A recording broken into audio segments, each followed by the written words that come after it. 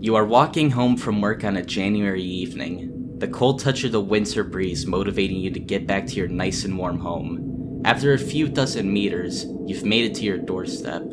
You are just about to put the keys into the door, but something doesn't feel right. Just then, you trip on the ice that has formed on your steps, lunging you forward. You clench up, awaiting the impact that will soon come when slamming into the door, but nothing happens. You feel like you are falling down more and more. After an experience that feels like an eternity, you start to feel some sort of semblance of ground again. You now give yourself the courage to open your eyes once more. Once you do, you are left with a feeling of shock and confusion as your eyes start to adapt to the scenery around you. You are now in what seems to be an office space, with fluorescent lights humming loud enough to make your ears ring. The damp carpet making you spring up to your feet. You now only have one question on your mind. Where are you? Last video, we covered some conspiracies about Super Mario 64, mainly the July 29th, 1995 build of the game, and the anomalies that surround it. Also, I forgot to mention this in the original recording, but we found Luigi. Yeah, L is real. Yeah, I needed to put that in because I thought it was important, because, Luigi. And the video has immense feedback, garnering at the time of making this more than 3,000 views. With the positive reception it has gotten, I decided to make another video about a similar topic, another internet phenomenon that I have been interested in since its inception. So if you read the title, you would know that this video is, in fact, about the Backrooms. We are going to look more at the Backrooms' influence on the real world. Instead of analyzing it as a story, today, we are going to look at the meta of the Backrooms, and how it helped elevate, and in some senses, revive horror and meme culture. But I can't go in alone. I'm gonna need some help on this journey, and I have a feeling a face will show up here before we know it. But in the meantime, we need to set down a brief history of horror-related internet phenomenons and trends.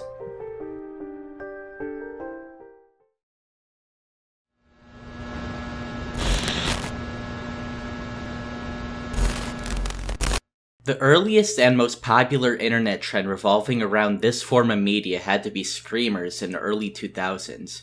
Yeah, remember these?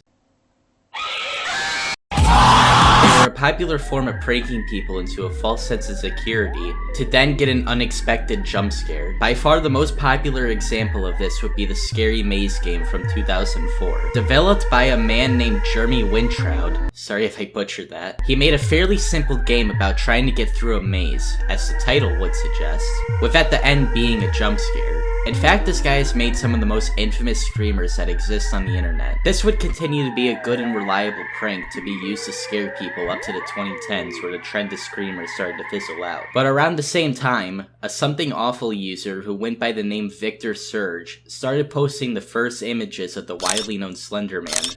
The original pictures absolutely blowing up in popularity at the time. Around 2012, a Slender Man game was created titled Slender in the 8 Pages. The game started to gain widespread popularity, as Let's Players like PewDiePie were covering the game.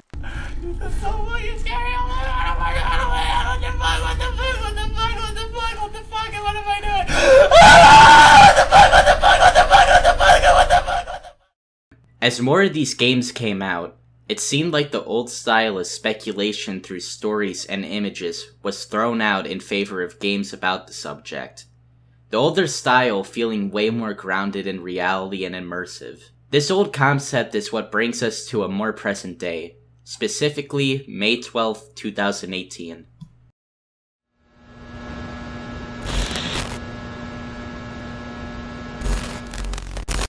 An anonymous 4chan user started a thread on the site's paranormal board telling users to post pictures of disquieting images that just feel off. The user followed up the statement with a picture of a yellow room at an off-center angle. Another user replied with a long string of text that we all know, but it is important to know this because that's how the Backrooms was created. If you're not careful and you noclip out of reality in the wrong areas, you'll end up in the Backrooms, where it's nothing but the stink of old moist carpet, the madness of mono yellow, the endless background noise of fluorescent lights at maximum hum buzz, and approximately 600 million square miles of randomly segmented empty rooms to be trapped in. God save you if you hear anything wandering around nearby, because it sure as hell has heard you. That was the first known mention of the Backrooms. The Backrooms would go on to inspire several more images that look similar to the original, and drastically different ones that are said to be taken at different layers of the Backrooms, referred to as levels. Levels are layers of the Backrooms that you go down while traversing through them, the most important one being the level that you start on, Level 0. Level 0 is interpreted to be like the original image of the Backrooms, as well as the text accompanying it. The creepy factor coming from the fact that it repeats and repeats for miles with no resemblance of an exit. As you wander the halls and the empty rooms, you start to feel as if you're being watched. The popularity of the Backrooms going on to influence more and more types of media. The Backrooms debatably are part of the subgenre of entertainment that the internet referred to as alternate reality games, also known as ARGs for short. Although the Backrooms didn't pioneer ARGs, it influenced the medium a lot with meme culture. Around the same time as the Backrooms' popularity, several videos on YouTube have shown up to have Backrooms-like images or eerie images in general to all types of music. This has been a meme for a while now and debatably have exceeded the Backrooms, with videos such as that getting thousands of views.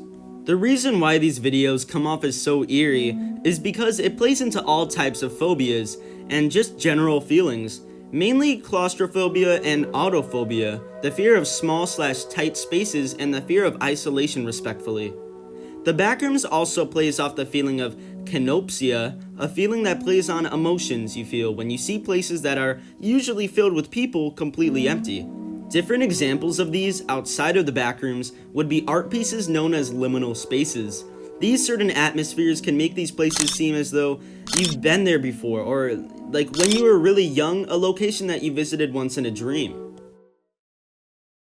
Just like the Thunder in the 8 Pages game, there have been several games made of the Backrooms that are being independently developed. One of the most popular ones even being created in Roblox of all places, with over 5 million visits. The Backrooms has been a good source of entertainment for all kinds of things, from games, to stories, to wiki entries of new layers of the Backrooms, and of course memes.